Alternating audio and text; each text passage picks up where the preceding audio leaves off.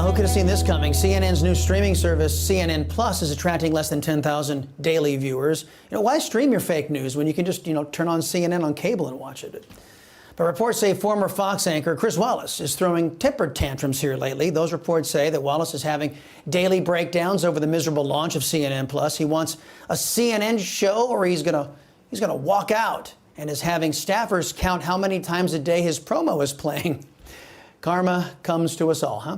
Joining me now is publicist and media relations director for Proactive Communications, Turning Point USA ambassador, and former Redskins cheerleader, Jillian Anderson. Also with us, political analyst Mark Halperin. Jillian, we begin with you. After what Wallace pulled in the 2020 debates and the subsequent misery he helped unleash on this country, I can't imagine many people out there are sympathetic for his plight now. What do you think? I think you're right. I think a lot of Fox viewers felt they felt the loyalty left them in the 2020 election. And that's why you guys have such good ratings right now, first of all. Second of all, they kicked out one of their longtime anchors, Chris Wallace, to go to CNN, which seems to be more fitting for him at this state. I happen to know Chris Wallace. I worked with him a long time ago, and I would never wish him, bad will at all. But I don't know why you would ever go to CNN, who has horrible numbers, and think that their online platform is going to do any better. Mark, somebody else looking for their direction in life, Utah Senator Mitt Romney, told The Hill that he hasn't decided whether he's going to run for higher office in 2024. And most recently, Romney showed that he shared Justice KBJ's values of going soft on child pornographers, her intelligence by being a woman who didn't know how to define a woman, and of course her use of left-wing activist language instead of using legal language. You think Romney's brand of severe conservatism, which is in truth, liberalism light, has dimmed his prospects in Utah? Chris, first of all, you got to let me get in my CNN Plus line, okay? CNN Plus is like Richard Lugar's presidential campaign. It's going to launch, and it's eventually going to fail. It's just a matter of time. Now, on Mitt Romney, on Mitt Romney, look, he has carved out a place for himself in the Republican Party that is probably not in keeping with what a lot of the base of the party wants. But that has been his MO for a lot of his career. He was the governor of Massachusetts, for instance, and I think he seems comfortable with this. And unlike a lot of members of the Senate, he doesn't seem to mind if he loses, or he may not even run again. So I think he's comfortable with his place. He likes his place in the party a lot more than you like his place in the party.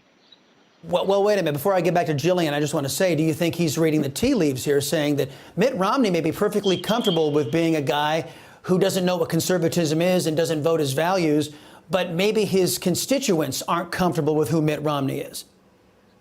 Look, he's got more grandchildren than CNN Plus has viewers, so he's got another life that he can pay attention to. I just got to get all my CNN Plus jokes in because I knew we were talking about that. I don't want to waste them. But wow. He may not run. If he does run again, the way Utah nominates in the Republican Party, I don't think he could get the nomination at the convention. He'd have to get it in a primary. But let's see what he does. It's a long way off, and he seems to be enjoying governing a lot more than campaigning, which has been his practice going back to his days in politics in Massachusetts. Wow. Well, Hey, Mitt, look, I just think you're a backstabber, but if you want to send some email, make sure you send it to Halperin, okay? Jillian, the Brooklyn subway shooting suspect, Frank James, arrested in East Village earlier today. And yesterday morning, the alleged shooter injured at least 28 people, 5 of whom are in critical condition right now.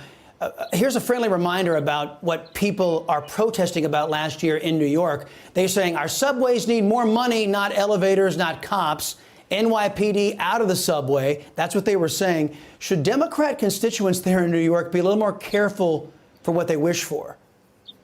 I mean, I think they were so wrong about everything they did. And first of all, I want to point out that it was the NYPD, not the FBI, that caught the shooter. And secondly, I want to point out that Frank James had 12 prior arrests, 9 in New York and 3 in New Jersey. This soft on crime, no bail, low bail stuff, it has got to go. The crime there is just incredible. And it's so important to remember that we had a mayor like Rudy Giuliani, that we had NYPD commissioner like Bernie Carrick that was there, tough on crime, and they cleaned it up. And this mayor, they have to step up. In that town, I think that you're right. They're all regretting this pro-BLM, anti-cop movement bad right now.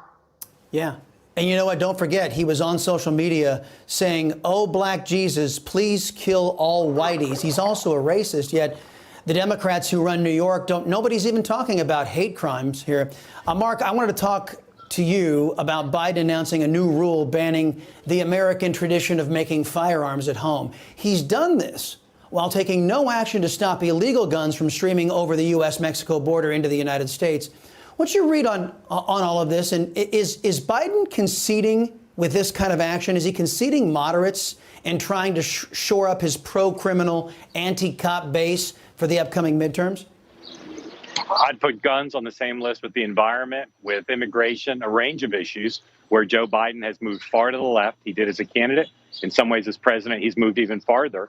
But he's not satisfying the far left, and he's certainly not satisfying the middle. These are complicated issues. The country's divided over a lot of these issues. It takes a very skillful politician to navigate keeping your base happy while reaching out to the center. Joe Biden has so far on a range of stuff, including guns, not proven he's got the ability to get stuff done and also keep people happy. Mark, real quick follow-up, and this is in reference to a CBS poll. I know you probably saw it. Tell the folks out there why certain pollsters poll just adults rather than polling likely voters or registered voters. They're trying to have a poll set an agenda rather than reflect the mood of the country. Am I fair in saying that? Well, sometimes, look, I think polling is screwed up, and the main problem with it is not ideological bias, but the cheapness of some of these news organizations that do a poll with a tiny sample, or they poll adults because that's easier to do because you don't have to find actual voters. So I think that's the bigger issue. Sometimes it's useful to know, I think, what voters think. Sometimes it's useful to know what adults think. So I think it depends on the situation. But I do wish pollsters, they do fewer polls, but make them more robust so the accuracy would be higher. Oh, what a refreshing change. All right. Thank you very much, the both of you, Jillian Anderson and Mark Halperin.